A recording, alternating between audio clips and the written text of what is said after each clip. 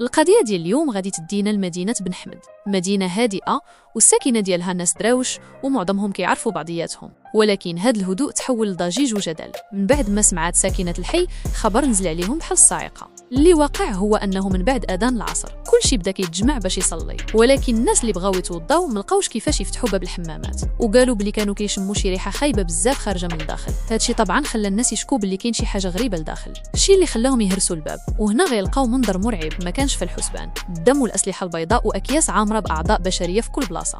بسبب الريحه وبشاعه المنظر خرجت الناس دغيا وعيطوا على البوليس، واللي حتى هما تصدموا من داكشي اللي شافوه ملي وصلوا لمسرح الجريمه.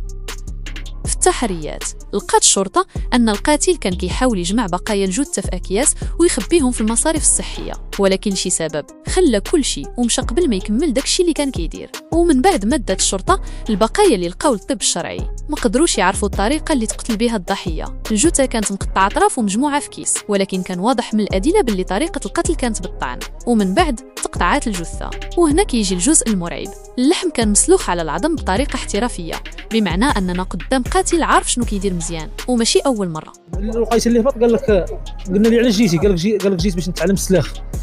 بعد ما جابوا الكلاب لمسرح الجريمه قدروا يوصلوا لاكياس اخرى فيها اعضاء بشريه في واحد الساحه قريبه من المسجد، والمفاجاه هي لقاو اعضاء زايدين ما كانوش ديال نفس الشخص، ولكن كانت بقايا شخص اخر. واللي اكد هذه الفكره هو الاصابع اللي لقاو ما كانوش 10، ولكن لقاو 12 صباع، جزء منهم لشخص اخر تماما. هذا الاكتشاف كان مرعب، وزادت الامور تعقدات بالنسبه للبوليس. هادشي خلى فرقه الشرطه القضائيه تتقسم لجوج فرق، جزء بدا كيراجع سجلات المفقودين، والجزء الاخر بدا كيستجوب الناس ديال المنطقه. وكانت اجوبه السكان كتشير باصابع الاتهام لشخص واحد فقط. الشوفه ديالو ما تقدر تشوف فيه، هو عنصري، داك العنصريه ديالو خايبه. كنا كنعانيو معاه مده عامين دابا، ولكن حتى واحد مدى الخدمه كيديوه وكيرجع كيديوه وكيرجع مده عامين، وكما كتشوفوا راه ما داروش. وصلت الشرطه لهويه الضحيه ديال المسجد، واللي كان راجل من سكان المنطقه في الخمسينات، مزوج وعنده الاولاد وكيخدم مقاول. وبدات الشرطه كتسول عليه واش عنده عداوه مع شي واحد ولا واش كيدير المشاكل مثلا، ولكن كل الشهادات قالت باللي راجل معروف بالاحترام ديالو ومتدين وحسن الخلق. وفي نفس الوقت توصلت الشرطه ببلاغ من سيده كتقول باللي راجلها مفقود من رمضان، ربما تكون الجثه الثانيه ديالو. وفعلا من بعد ما داروا تحليل الحمض النووي مع فرد من افراد العائله جات النتيجه ايجابيه، وهكذا عرفوا ان الضحيه الثانيه هو راجل سميتو هشام، وحتى هو مزوج وعنده الاولاد. اللي وقع نهار الاختفاء ديالو هو انه قال لمرتو باللي غيمشي يقضي شي غرض، ولكن ما رجعش من بعد للدار. وملي عرفت مرتو شنو وقع ليه نهارت وما قدرتش تتحكم في راسها. وانا ولدو يلا طلع في السليل، وانا بعد استفحى في الخدم، وبعد لي خوت الله يرحم، وانا خفت قيد دم وما ولا الحق، واخر نقول ما نخلعش ولادي ضاعوا دابا فين غنمشي انا وياهم. بالنسبه للناس ديال المنطقه كانوا شاكين في واحد السيد سميتو سعيد، حيت كان هو المسؤول على تنظيف حمامات المسجد من شحال هادي، ربما يكون هو اللي سد الباب، ناهيك على ان سعيد مختل عقليا معروف بين الناس بالتصرفات ديالو. فمثلا كيعتدي عليهم بالكلام وبالضرب، وديما كيمشي وهو هاز معاه موس، وكيهضر مع راسو بزاف، وكيعذب الكلاب والمشاش ويقتلهم. داكشي علاش الناس كاملين شكوا فيه، وحتى ملي كيشوفوه كيدير شي حاجه من هاد الحوايج كيتظاهروا باللي ما شافوا والو حيت كيخافوا منه.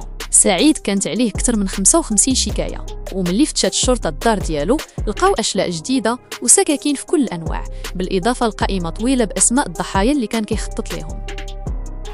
خرج واحد من السكان وقال باللي كاينه ضحيه ثالثه، وهاد المره الضحيه بنت صغيره مفايتاش 12 عام. وبدات الناس كلها كتهاجم البوليس، كيفاش هادشي كامل واقع وانتم ما عارفينش؟ ولكن ملي وصلوا البوليس للراجل اللي طلق الاشاعه بان باللي كلامه مكانش صحيح وشدوه حتى هو.